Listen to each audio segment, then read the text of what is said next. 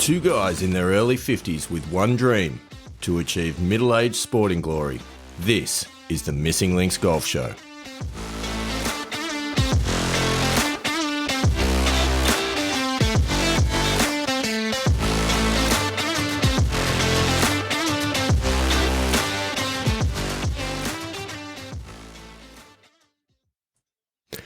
Andy Walker, here we are for another wonderful episode of the Missing Links Golf Show. What do you think? Yeah, it's good. Loving it. So, I've had a fair bit of stuff going on in the world of golf and in our worlds of golf. So we may as well sit down and talk about it. I think it's a good plan.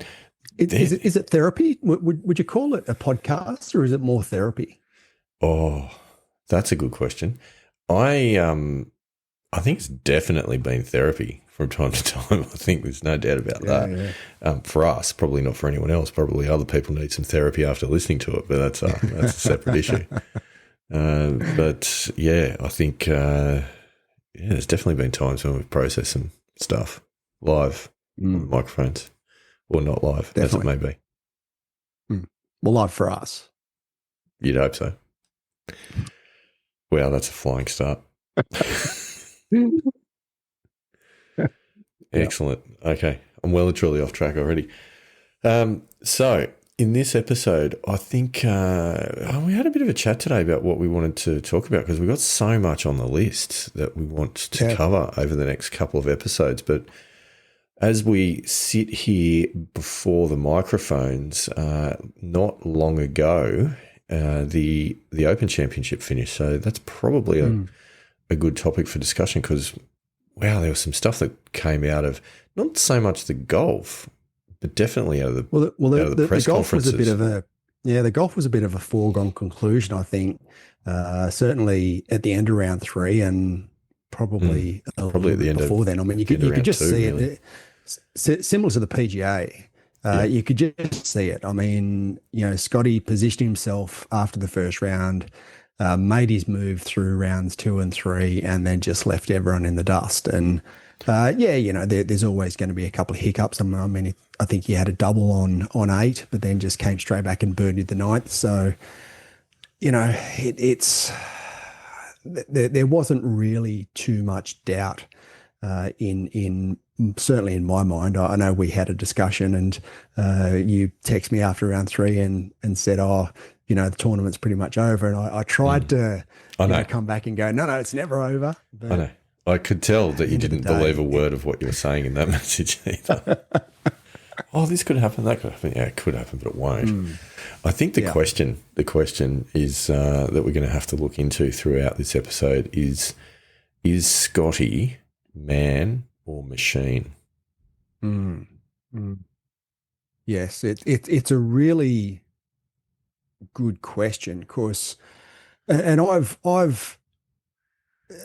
done a little bit of a comparison between Scheffler and Tiger. I mean, their stats are quite similar in a lot of ways. Certainly, ball striking wise. And during the telecast, there was a strokes gained comparison done in the best three sort of strokes gained years, and they're very, very close. Tiger and Scheffler are very, very close. I think there was 2 years for Tiger where it was above 2, and there was 1 year that was just below. And Scheffler's on track, I think, for his third 2+ year of 2+ stroke gained, which I think is quite interesting. It is. We're going to dive into this topic, and we're going to dive into it in quite a bit of detail. And I feel like a lot of the focus is going to be unpicking the man, the myth, the legend that is Scottie Scheffler. But before we do that, Andy Walker, there is a voice of the Pilgrims that I want to share with you, if that's okay. Yeah, that's fine. Always look forward to hearing from the Pilgrims. We love hearing from the Pilgrims. I mean, we say this in the outro after every episode, but we do mean it. We love hearing from the Pilgrims. We love hearing about what makes you tick, what you like about golf, what you struggle with about golf, what you like about the Missing Links Golf Show. That's always interesting to hear. You know what? You could even put that on a review if you wanted to. You don't have to just tell us, but you can tell the whole world. It does help. Nice segue. I love it. You like that? Yep. So that's a bit of homework challenge for the Pilgrims there. So who can get out there and jump on and give us a review. But this was via the Missing Links Golf Show podcast Facebook group. It was a post that was popped on there by Azim Kazmani. Azim says, any updates from the hosts on putting? ? He then gives some context. He says, I've been struggling recently. I think green reading has been the issue. Can't hit it well when I can't commit. Now, that's an interesting point. He says, I went back and watched some Aim Point Express videos and spent 30 minutes on a mat at home practicing my putting stroke and hitting the ball straight. Went out today and had my best putting day in a long time. It's a wonder what commitment did to my distance control. The only one I mishit was one where I wasn't committed to the read. I need to get a digital level to feel the difference and know for sure to take this to the next level. Nice pun there, Azim. That and work on the short putts that I overread. But overall, I feel good and appreciate the episodes earlier this season about putting, which helped me get on the right path to fixing it. Andy Walker, that is possibly us actually almost maybe helping someone in the real world. How about that? Almost actually helping someone. I like it. Yeah. And look, getting a digital level in order to help you with your aim point is one of the best things you can do, because I did, as the Pilgrims know, I bought Aim Point, been the best thing that I've almost the best thing I've ever done in my golf game, but certainly getting a digital level to assist me with feeling the slope and the different slopes of a green and practicing that and just learning the aim point system and you know what the slopes actually mean so that I can actually feel it while I'm playing is one of the best things I invested in. So the digital level's a winner. Absolutely. I mean it's pretty similar to the Tour Read app, using your phone as the digital level. Really, like anything that kind of reinforces and helps you practice, helps you learn how to read things. Read greens, not read things, read greens is super important. And I feel what Azim is talking about, because I feel like the hardest ones to read are the subtle breaks, the ones that's, 1% or less, or a degree or less, depending on what language you want to use. But the big breakers, they're pretty easy. You can see them quite easily, but sometimes it's those more subtle breaks that are harder to read. I think we're going to dive into this in a future episode, so we're probably not going to get into it tonight, but really looking at sort of four elements, which is, your putting mechanics, your green reading skills, your distance control, and your mindset around putting are probably the four elements, which is, it's good to see Azim is picking up on that. So I hope it continues to go well. Yeah, 100%. All right. So the Open Championship, Andy Walker, where should we start? Look, I think maybe we should go back to before the Open Championship. And there was a very, I would call it a unique interview with Scottie Scheffler. Oh, there wasn't there? Absolutely. And it was very unique because he gave a very different perspective on what he does, why he does it, and what's important in his life. And we've talked about this before in that a lot of not just golfers but people put their or have their identity tied to their goals and what they achieve.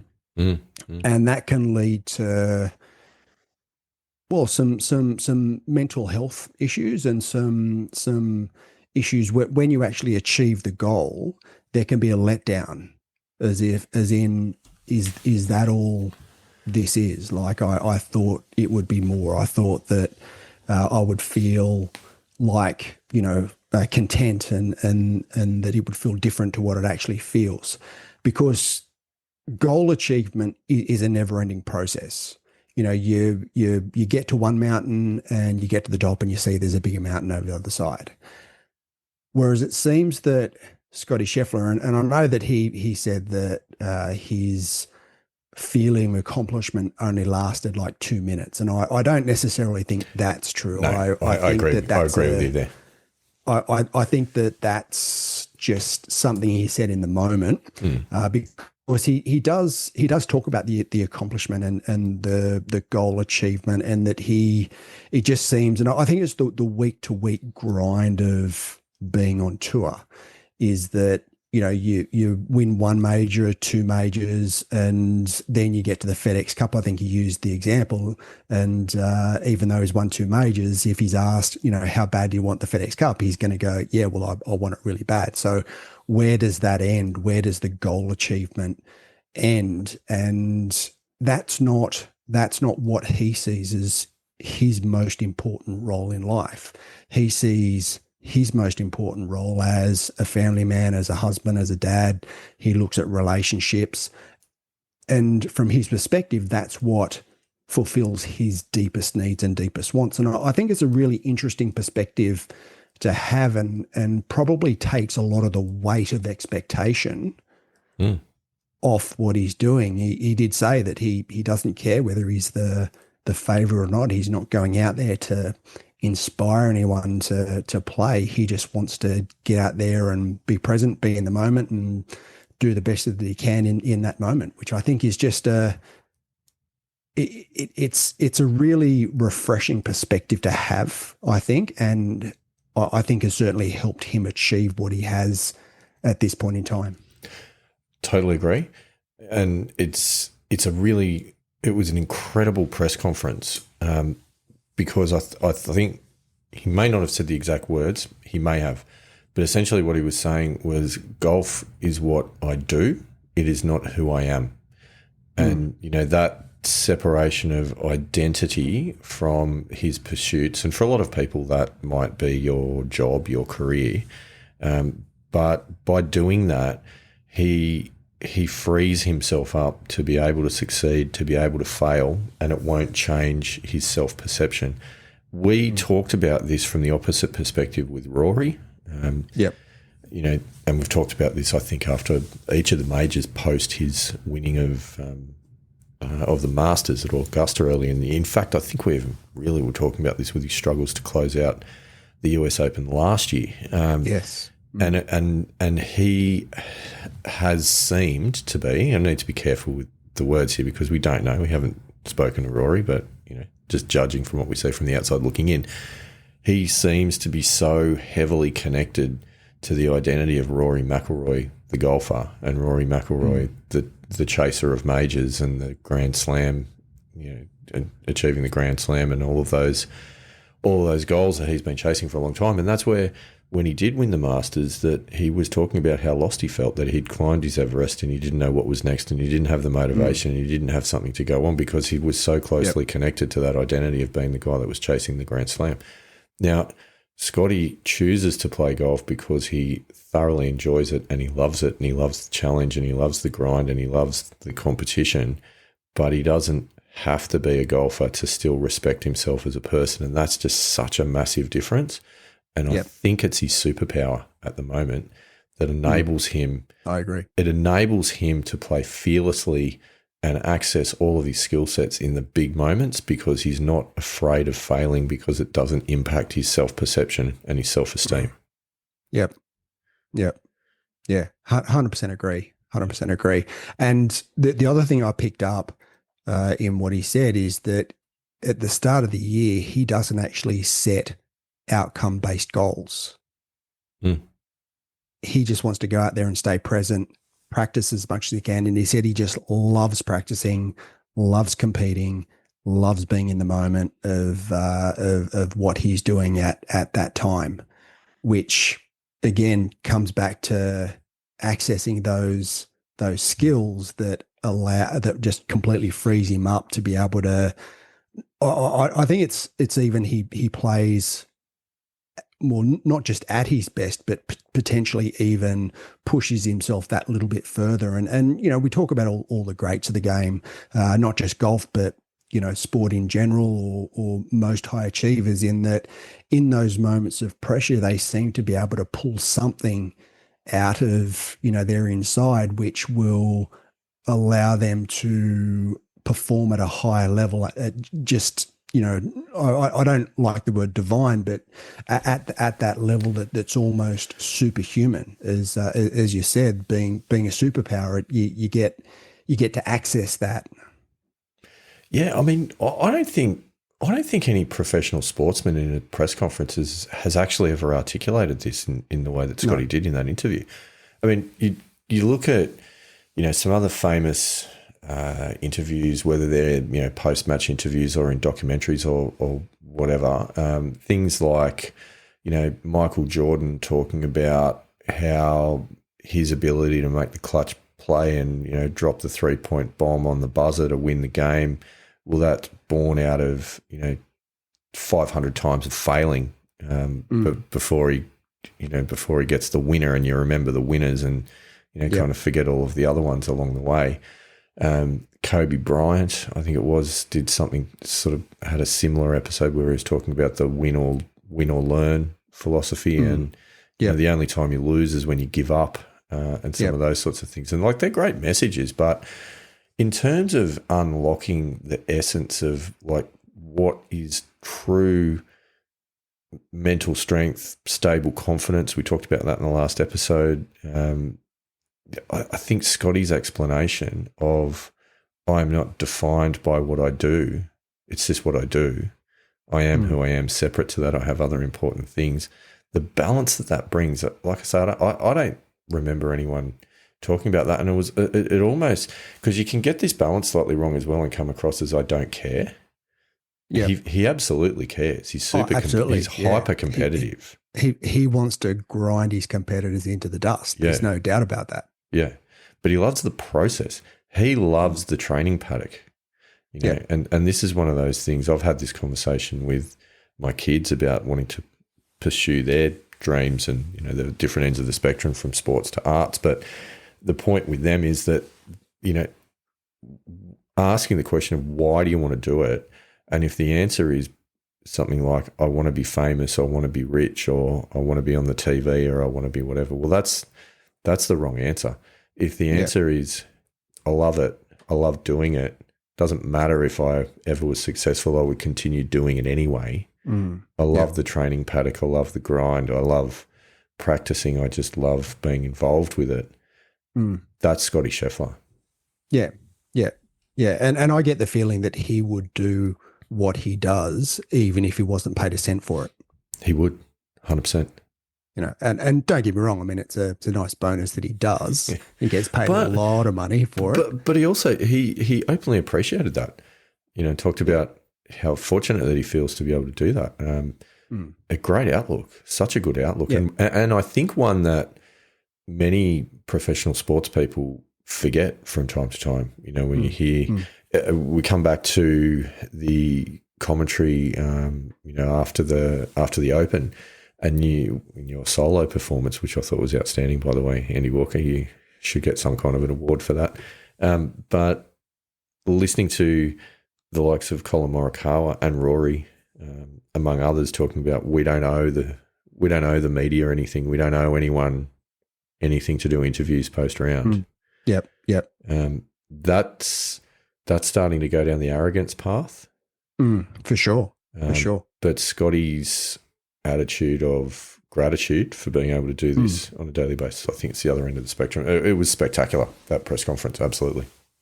Yeah. And the other thing that he said that I think was indicative of his perspective, he said that, look, in the moment, being at the top of and this is sort of coming from sports people, the top of our game, we feel as though this is going to last forever, but it doesn't. No. There's going to become a day where, he doesn't have the skills that he's currently got, which means that he's not going to be competing at the level that he is. So how does he define himself at that point. And that's where he said, that's why golf, while, he's got this incredible desire to compete and to compete as best as he can, that doesn't actually define who he is, and that doesn't fulfill the deepest levels of him as a human being. Because it won't. And I think anyone that's achieved any level of zen in their life is going to appreciate the fact that external validation does not fill the well. Yeah. Yeah. Which is kind of what he's saying. Yeah. It's amazing. Absolutely. Look, at a weekend warrior level, for the likes of us, and I would imagine many of the pilgrims, I think the translation to this is no one's suggesting that we're going out there on a Saturday when we're playing the local club Stableford thinking that this defines me. However, it kind of does, because what you tend to find is people really do get caught up in what other people think of them on the golf course.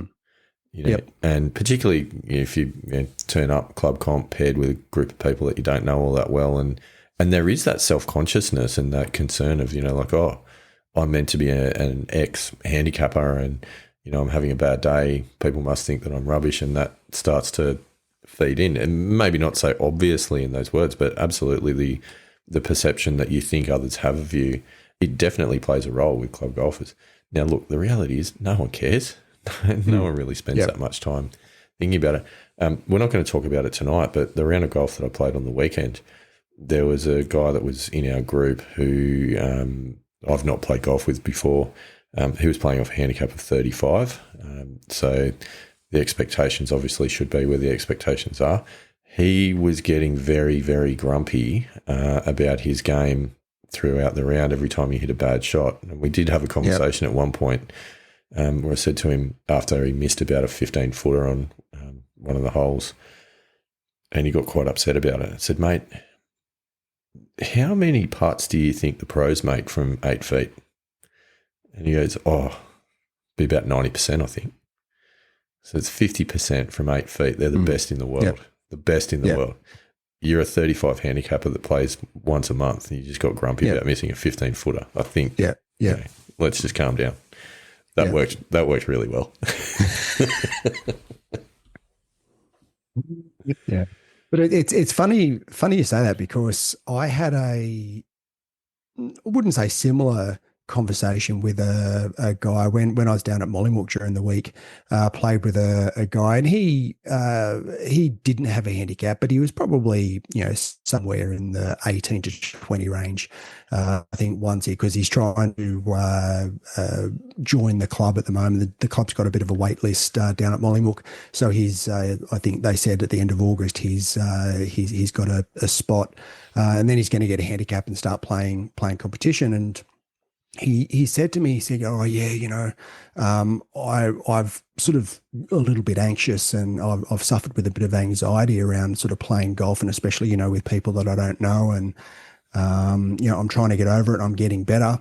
I said, I just don't want to impact other people. If I'm playing bad, I don't want to have a negative impact on what they're doing. And I had that conversation with him. I said, mate, look, at the end of the day, no one cares how you play as long as you're good company and you don't act like a pork chop, then, people are going to enjoy having a round of golf with you. They're going to be so caught up in what they're doing and their own game that they're not going to give a toss what you're doing and whether you're having, as a, 20, 25 handicapper, if you only have sort of 20 or 25 points, they don't care. Does not matter. As long as you're showing respect and showing the appropriate level of etiquette in the game, then it's going to be a good day for them. Yeah. And he sort of went, that makes a lot of sense, actually. Yeah. Well done, Andy Walker. And you said, here's the link to my podcast. You can listen to it. You can learn all about it here. But it's true. And, I think sometimes the getting grumpy on the course is through misplaced expectations. It's also at times a bit of a defense mechanism to kind of demonstrate that I'm usually better than this. So I'm angry at myself. Yep. So don't judge me based on this performance. I'm usually a far better player than this. You do see that with juniors quite a lot. But it doesn't make you play any better, and it certainly doesn't make you better company. So there are better ways of dealing with it. Radical acceptance being the answer wherever you can. And that's exactly it. It's the acceptance of the fact that you've got a process, you follow your process, and once you make a swing and make contact with the ball, that's it. You can't really do too much more about it, and you've got to accept whatever that outcome is. Exactly. So look, Scotty, what an attitude! And if you don't learn anything from Scotty's golf swing, and let's be honest, you maybe shouldn't. Definitely learn something from Scotty's outlook. I think that's amazing. I think that outlook is something we can all take, well, not just a little bit from, a lot from, and implement into our own perspective. So the flip side to that, we mentioned sort of throughout this discussion, was Rory. And Rory, his troubles have been well documented by us and others. But I've got to say, Andy Walker, my take on Rory in the Open Championship, it's the best I've seen him mentally since the Masters. Yeah. He looked a lot more at peace, not just with himself, but with the media, with the general surrounds, and just who he is as now a career Grand Slam champion. I think I don't know if he's let go of that, the negativity that we thought he had, but certainly I think that he seems to have just given where he's at a bit of consideration, a little bit of thought, and maybe redefined where he is and what that means and what it means for Rory McIlroy. Yeah, I'd love to know what's gone on. It could be as simple as you said before we hit record, that he was back in home territories, home crowds, and that might have been enough to help him relax and reset a little bit. He might have done some soul searching. He might have had some good conversations with Bob Rotella. He might have listened to Scotty's interview and got something out of that as well. I mean, that's not outside the realms of possibility. So what I think, because he did say that after the PGA, he was gonna take I think it was after the US Open, he was going to take some time, go back sort of home and take some time before the Scottish Open, just to relax and get away from everything, which was obviously the advice that we gave him. Correct. So yeah, he obviously listened to that podcast and took our advice. I did catch one of the press conferences that he held after, it could have been the second round, and he was talking about the pilgrimage that he's been on of late, which I thought was a bit of a giveaway. And he also said that after playing a lot of golf in the US, he was looking forward to getting back to Ireland and because he'd been missing the links. So again, I thought that was another oblique reference to his favourite podcast. So anything's possible, Andy Walker. Maybe you never know. Hi, Rory. No, look, but I in all seriousness, I do think it's good to see Rory just look a lot more at peace, and he actually looked like he was enjoying himself. He did, and whether that's just being in front of his home crowd in Northern Ireland, I'm not sure, but yeah, he certainly just looked happier than what he has of late, which I think is a really good thing. Oh, it's a great thing. It's so good to see because, it's been hard to watch. Watching him get around and struggle and be cranky and angry and, all those sort of nasty comments in press conferences and some of the things that's been going on. It was so good to see Rory smiling, enjoying golf again because, he's electric on his day. And I think we want to see Rory at his best, challenging Scotty at his best, because I think that can only be good for golf and certainly good for viewing. And it'd be great to see a major go down to the line with those guys shooting it out and playing their best golf. Yeah, I agree. We haven't really seen like a great rivalry now for a long time. I mean, even Tiger had, a couple of golfers. You look at David Duval and even Ernie Els a couple of times challenged Tiger. Phil, you got to throw Phil in Mickelson, there a couple of times, but no one. You never saw say. You go back in time to say, Faldo and Norman, or even before that, sort of, Jack Nicklaus and Tom Watson, or, these great rivalries where you see two great golfers coming into the end of a major championship and just fighting it out and being at their best. What about Tiger and Rocco Mediate?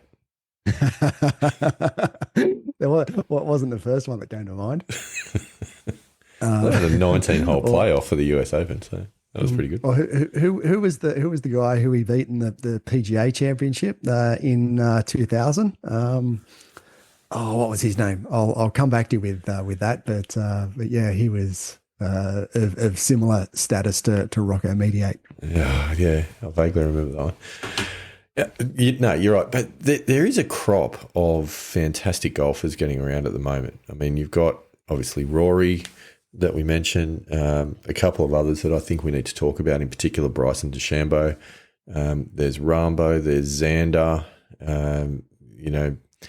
There's a few really, really good quality golfers. There's Colin Morikawa, even JT, who's playing well at the moment. Like some outstanding players, but Scottie is just a cut above. And it's not because of the Tiger spectacular heroics. It's because of the consistency, the discipline. The relentlessness. Yeah. That's a really good word. It's almost like, you can feel that he's coming and in a different way to Tiger, freaking everyone out on the leaderboard, making a Tiger charge on a Sunday. Scottie, there's just this sense of inevitability about him. And I think that was even talked about by a few of the players after round 3, about just this inevitability of Scottie Scheffler on the leaderboard. But and he's just solid. He makes the odd mistake, but he bounces back. I think his bounce back percentage is probably better than anyone else at the moment of making a birdie after a bogey. But it's generally out of making good decisions and just executing sensible shots to the center of greens. Yeah. It's not about playing hero shots to tucked pins and those sorts of things. It's about playing the percentages. Like his decision making and his game management is probably peerless at the moment. Yeah, and if you look at that comparison, I mean, I would question, certainly at this point in time, I think Scottie Scheffler is probably an even better ball striker than what Tiger was. Tiger had a tendency, especially with his driving, to go off target a little bit, and then just had some amazing recoveries from positions that he really had no right to make recoveries from. But Tiger was really exciting. He pumped up the crowd. He had that energy about him that was almost mesmerizing to watch. I mean, if you're talking about that PGA championship in 2000, where he ran the putt in and pointed to the hole. Yeah. You're not going to see Scottie do that. Dropping in. I mean, there's the 2001 Players Championship, the better than most putt from across the green on 17. I mean, the Masters chip in on 16 in 2005, and then talk about Rocco Mediate reminds me of the putt on 18 in the 2008 US Open. Tiger had this ability to just provide these unbelievable moments that were just, as I said, that they were mesmerizing, and you just sit there and wonder how does he just pull all these moments, out of the hat so consistently, whereas Scottie just grinds you into the dirt. Like it's not boring. I don't think it's boring, but it's so and I think relentless is the right word. It's a good word. He's he's so relentless that it becomes inevitable that he ends up at the top of the leaderboard. Yeah. I mean, it's interesting that just listening to you describe all those shots that I can remember, and probably everyone listening can remember that you're talking about Tiger pulling it off. And there are always... That's only a small it is shots in the myriad of other shots that he played. And there's plenty of them. But yes, you're right. Quite often they are recoveries, or they're from being slightly out of position, or they're shots you don't expect him to make. You go through the Scottie Scheffler highlight reel and it would sound a bit different. It would be like, I remember Scottie sinking the 6-footer uphill on 18, and I remember Scottie sinking the 6-footer uphill on 14, and I remember Scottie sinking the 6-footer uphill on, like it's just 100%. This. It's such good golf that it's so stress free a lot of the time, and therefore it is maybe without that. Some of those crescendo moments, or some of those, incredible commentator opportunity moments, the better than most, and those sorts of remarks. He's an aggregate of great decisions and great execution, and it's different. It's no less incredible. It's probably requires more talent, more discipline, more concentration to do it that way. But he certainly has a method, and that method is extremely good. Yeah, and I'm going to be very interested to see how long he can maintain that level, and that's the big question mark, right? I mean, the comparisons are there with Tiger at the moment, and obviously we're drawing comparisons to Tiger because he is at that level at the moment, but Tiger was there for more than a decade. So can Scottie, reach that and stay at that point, or is there going to be the inevitable, or is it inevitable that he has the down moments? I think the thing is that he loves, as we talked about before, he loves the process. He loves the grind. He's not just in it for the glory moments.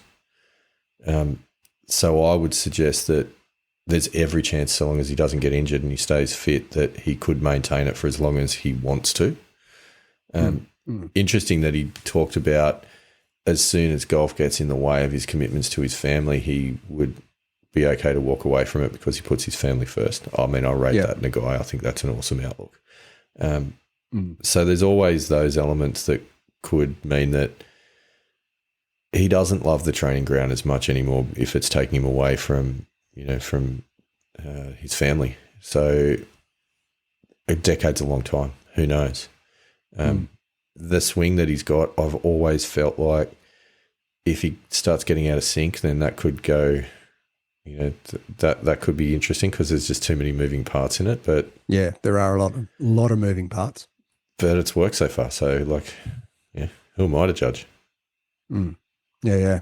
And that's what I think is the thing to watch, to see if where he's at and the swing that he's got, and given how many moving parts he's got in his swing, it's working incredibly well at the moment. And you've got to take the hat off to him for him to have got to the position that he has with all of those moving parts. But can he maintain it? And he's going to have to maintain it. I mean, what's it now been 3 or 4 years that he's been at that level? And as I said, Tiger was certainly, when he burst onto the scene in the 97 Masters through to, 2008, 2009, when he had the sort of bust up with his misses. I mean, that was sort of Tiger's prime. But then, injuries had an impact on Tiger as well. Absolutely. The other thing that I've listened to a couple of commentators talk about is how many times Tiger changed his swing. I was just about to say that. Exactly that. Yeah. Yeah. If Tiger hadn't gone through all the swing changes that he'd made, would his results have been different, as in better than what they were? So we will never know. I would think, yes, I can't imagine that taking a swing that is that dominant in world golf and saying, I'm not happy with it, I'm going to change it. Yeah. I just can't imagine that's a good idea, right? Like I really can't. Yeah. And I think that could be the difference with Scotty because he doesn't seem to be interested in going down that rabbit hole. No. And Jack Nicklaus as well, who I consider to be the greatest golfer of all time. I could never have imagined Jack making, he made subtle swing changes throughout his career, but certainly not the big swing changes that Tiger tried to make on a couple of different occasions. And I know he had sort of back issues and he had a number of injuries and operations on his back. So maybe some of those were a necessity. But like Jack, I just can't see Scottie Scheffler making those big swing changes. Unless he has to for some reason. I can't imagine he would. Yeah. I see him more just staying in the grind and staying present and, keeping his love of practice. Yeah. That was a pretty solid Scotty love-in that we just had for about the last 20 minutes. But deservedly so, because I think, I've been guilty of this, like so many people are saying that he plays boring golf. And, I even felt when he had a substantial lead after round 3 of the Open, I was not particularly inspired to watch the last round because I just thought it would be a victory lap, and it turned out pretty much to be that way. But that's not to say that it's not worth watching, because I just think that it's all the stuff that you don't see that makes him as great as he is, and maybe trying to understand that would actually help all of us play a little bit better golf in our own games. But there is a guy who I wouldn't mind getting your opinion on, Andy Walker, throughout the Open Championship. Probably a tale, like so many golfers can tell, of what might have been. I think you know where I'm going with this is Bryson DeChambeau. Didn't have a great first round. Oh, mate, 78. Come on. What are you doing, Bryson? Yeah, and I think we said before we came on air that his second, third, and fourth round, even if he'd had his worst round of those 3 rounds, which was 68, he would have won by 2. Yeah. Which I'm sure that Bryson probably looks back and goes, why? Why didn't I just even a 70, 1 under par would have had him even with Scottie Scheffler. Yeah. So I think Bryson will certainly look back at this Open Championship at what might have been. Playing some good golf at the moment though. Just yeah. I suppose the critics out there could say, well, he can only play 3 competitive rounds. And he just he had a warm-up round on day one and then played 3 competitive rounds. He thought the first round was practice? it was the Pro-Am, wasn't it? It was pretty funny. That's a theory. Yeah. Could maybe, send him some communication just to put the theory out there to see what he thinks. Sorry, Bryson. We're joking. But I don't know, actually. I'm going to take that back because I was about to say he's really unlocked something with his battles with links golf, but at the same time, the weather didn't really ask the questions that it might have done for links golf this time around. No. Certainly rounds 3 and 4 were quite benign when it comes to links golf, and that certainly helped the scoring. But even still, you take sort of Scheffler out of the way, and 13 under was the second best. And I don't know. You look at the scores historically. I think the last time it was at Portrush, I think Shane Lowry had 15 under. But he did, but then it was daylight second. It was like about 5 or 6 shots into a second, so yeah. But a lot of the time it is that sort of 13 to 15 under that wins an Open Championship. Cam Smith shot 20 under at St Andrews, and I think that was, very benign. Well, it was. I don't think it was. It was very benign. It was in 2022. So yeah, I don't know. I think links golf is tough when the weather turns against the players, whereas if it's benign conditions, that's when you can really see some low scoring. That is true. So well played, Bryson. I do want to move on, get your thoughts on another player in the field. I mean, we talked about boring golf before, but I think this is definitely in that category, and that is the man that came second, Harris English. He didn't really. He just like he just strolled around the course and kind of at the end of the day, there he was. Yep, which is sort of what he did at the PGA Championship, wasn't it? Pretty much. Yeah, that's what he does. That's how he plays the game. Yeah. I mean, he plays good golf. Obviously, he's playing good golf, but yeah, would you buy a ticket to watch it? Probably not. Well, it certainly doesn't have the excitement factor that, say, a Rory or a Bryson does. But I mean, we just said neither does Scottie, but Scottie's great to watch from a different perspective. Yeah. I'm not putting Harris in the Scottie Scheffler bracket at all. No, I think that's stretching it a bit, but certainly, Harris English has had a couple of really good results in majors this year. Oh, he has.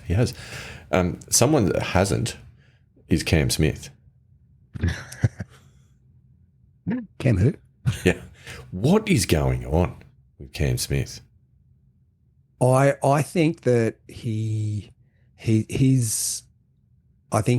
lost that internal drive that he needs to have to be at the top of world golf. I think he's found his comfort zone, and totally he's agree with in that. his comfort zone. Yeah. If you listen to the reasons why he went to live and what his life's like now, sort of, and I know Mark Leishman had a good tournament, but Mark Leishman's in a similar situation, and I don't begrudge it at all. If that's how they choose to engage with their golf and with their life, then that's great. I mean, Mark Leishman spends a lot of time at home apparently, and loves mowing his lawn and getting barefoot and getting his lawn as good as what it can be. And you come back to what Scottie said. If that's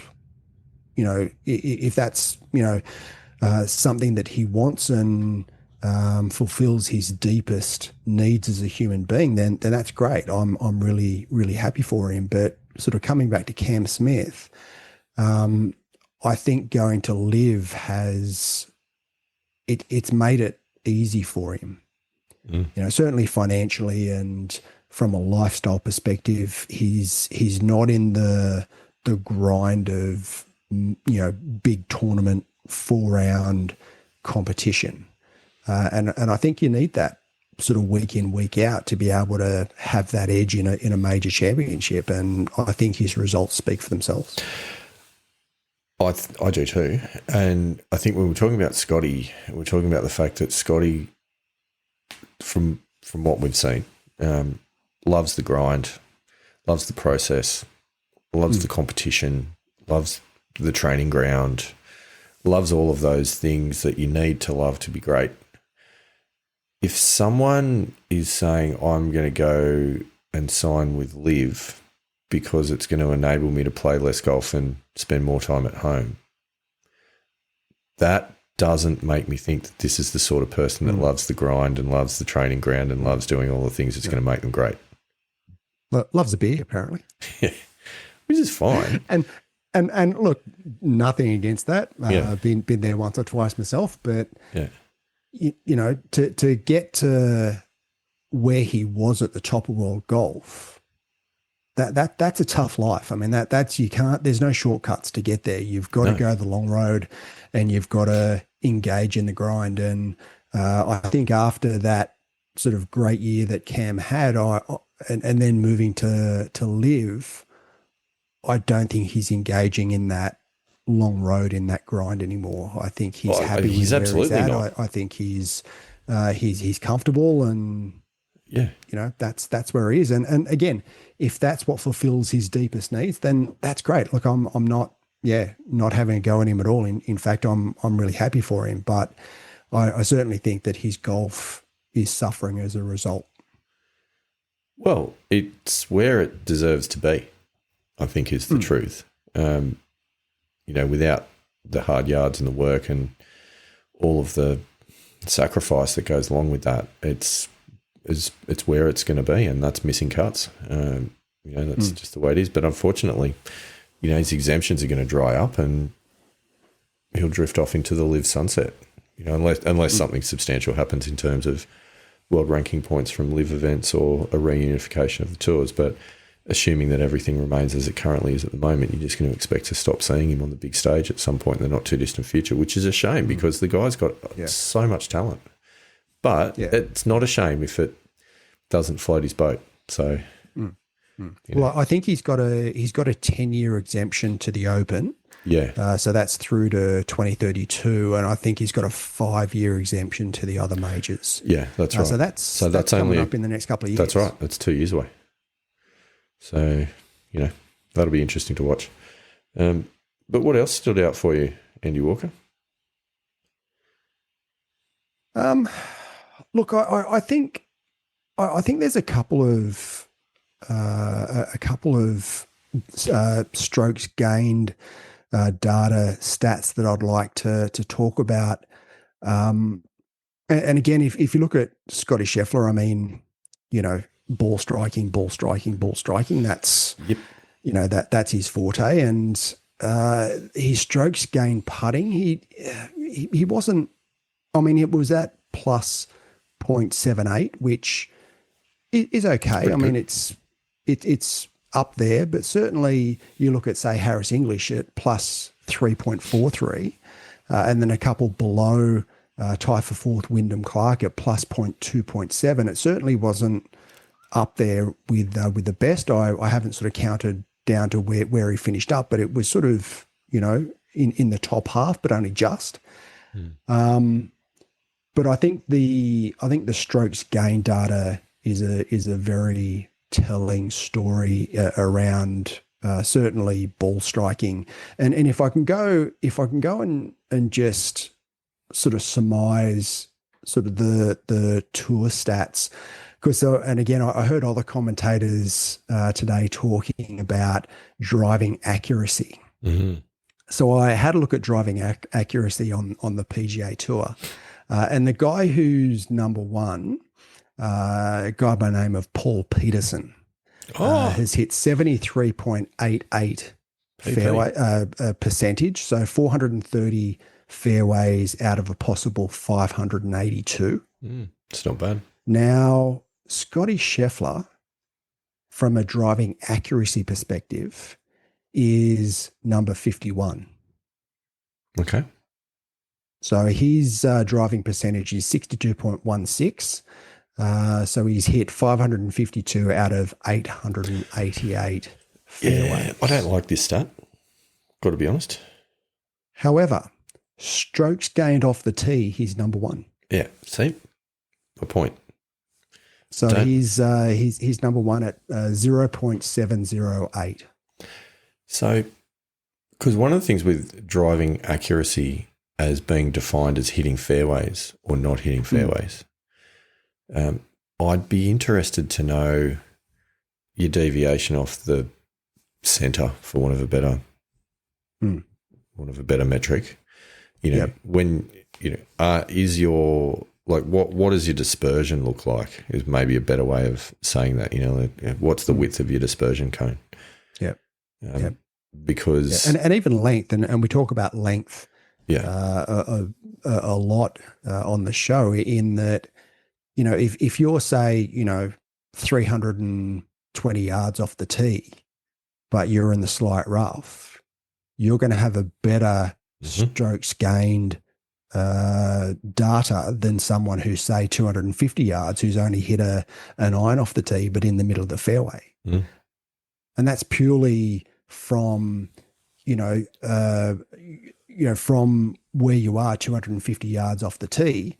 Say you might have 170 yards still into the green, you're not going to get it as close as what you will if you're 320 yards off the tee, having a much shorter iron into the green. It's even though you're in the light rough, because you're hitting a short iron rather than a sort of mid to long iron, then you're always, well, not always, but in the vast majority of cases, you're going to hit it closer. And I think that's the driving accuracy where that really skews and gives an inaccurate picture of how good you are off the tee. Whereas your strokes gained data, which obviously Scotty's number one. In fact, Scotty's number one in strokes gained tee to green, strokes gained approach to the green and strokes gained total. So out 4 of the 6 stats, he's number one in strokes gained data. Yeah, I mean, strokes gained approach, I would argue, is probably where it's at. I don't know where Paul Peters is for his distance off the tee or his approach play or anything like that, but I would hazard a guess he's probably not pumping it out as far as Scotty. No. Otherwise, we probably would know a little bit more about him. Yeah, but strokes gained total, 2.64 strokes gained per round. Yeah, which is just incredible. Yeah. It's incredible. Yeah. Yeah. Man or machine, I ask you. Yeah. So again, I mean, if you talk about what the groundwork is to be able to play great golf week in, week out, then I still, while short game and putting, if you're on the day, that's what sort of leads you to your great scores. But I certainly think the foundation, the base level, always needs to come back to ball striking and having good ball striking stats. Yeah, there's no doubt. There's absolutely no doubt. And it's generally where most people are going to be able to pick up a few shots as well by improving that side of the game. Yep. Well, there you go, Andy Walker. That's quite the summary. Yeah. Yeah. So look, as much as I think it's great that Scotty won and he did in the fashion that did, I think sort of, digging into those data sets and certainly into the mindset as well, just it just unlocks, I think, quite a few secrets that we can all take from his perspective and from his performance, where we can implement that into our own games and our own mindset. The thing is, it takes no talent to have a great mindset. Yep. And that's something that's achievable for anyone.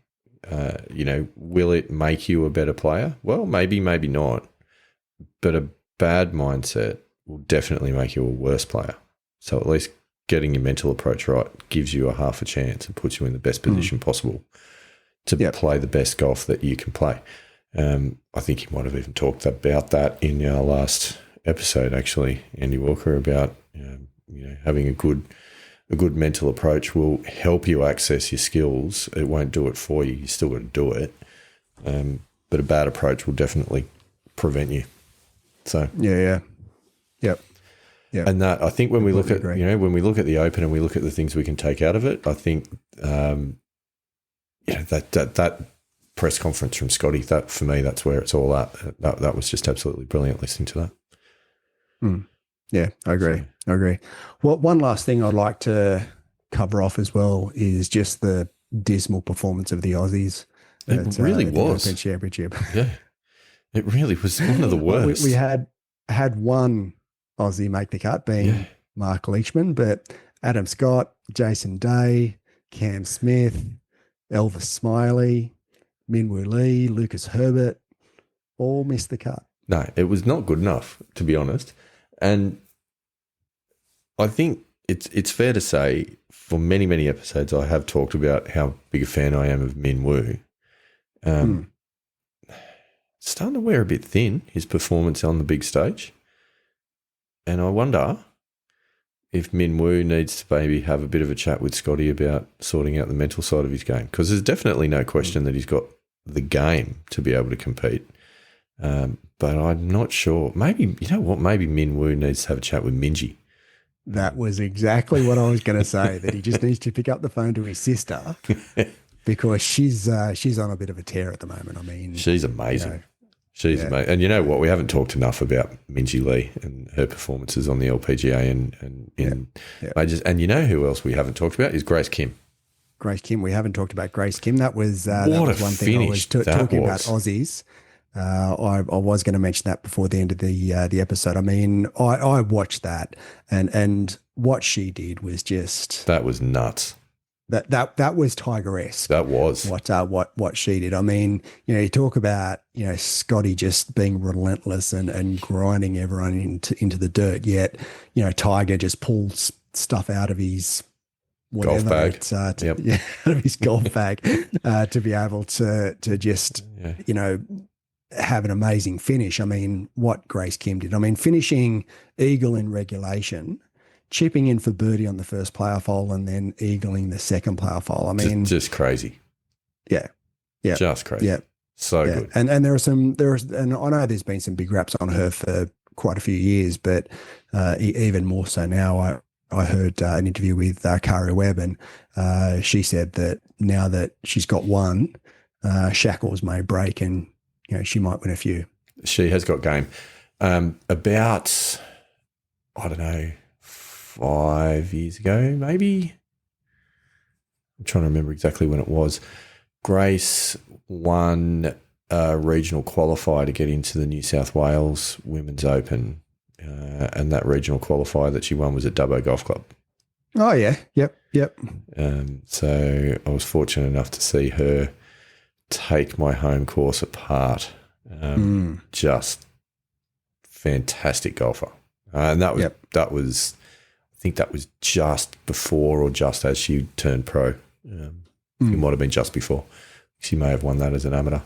It was pretty special. So she absolutely can play the game. There's no question. Yeah, and it's great to see the girls doing really well. I mean, obviously Minji and Grace Kim, but Hannah Green's won a major in recent years, and I mean the girls are just excelling in the game, and I think it's a really good indictment of where golf is, certainly in the women's game in this country. It's very, very strong, and I think it's great to see. Maybe we need to find a 50-year-old female co-host, Andy Walker, teach us a thing or two about the game. I don't know. I actually do know one. Oh, okay. Well, there you go. Special guest, perhaps. Maybe. I have thought about inviting her on the show, so we'll see. Okay. We'll see if that works out. Okay. Stay tuned, Pilgrims. All right. Well, that's a pretty good wrap-up, I think, of the Open Championship. Andy Walker, is there anything else that you want to share with the Pilgrims before we pull stumps for the session?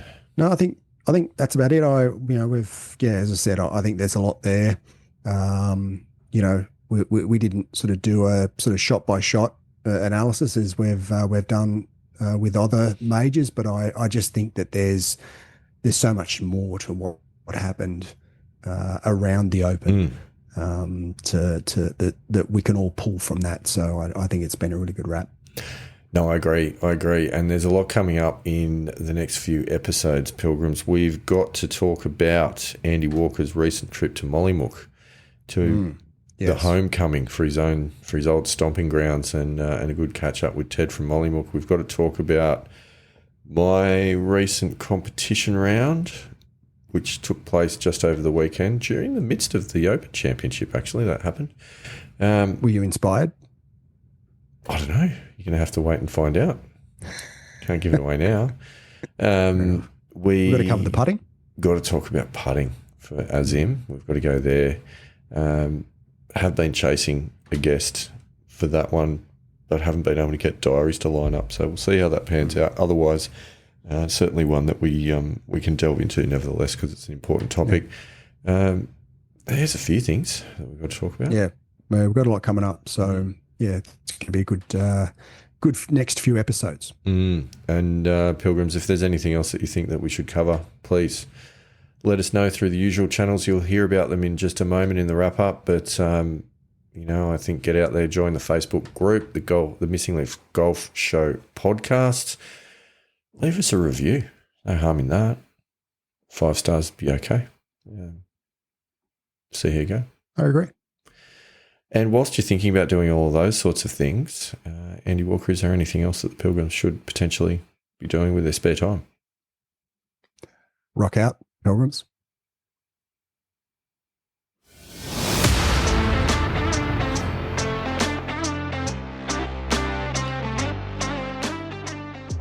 Thanks for listening to us today.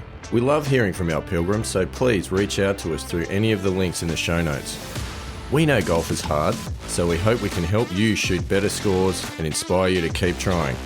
Rock on, pilgrims.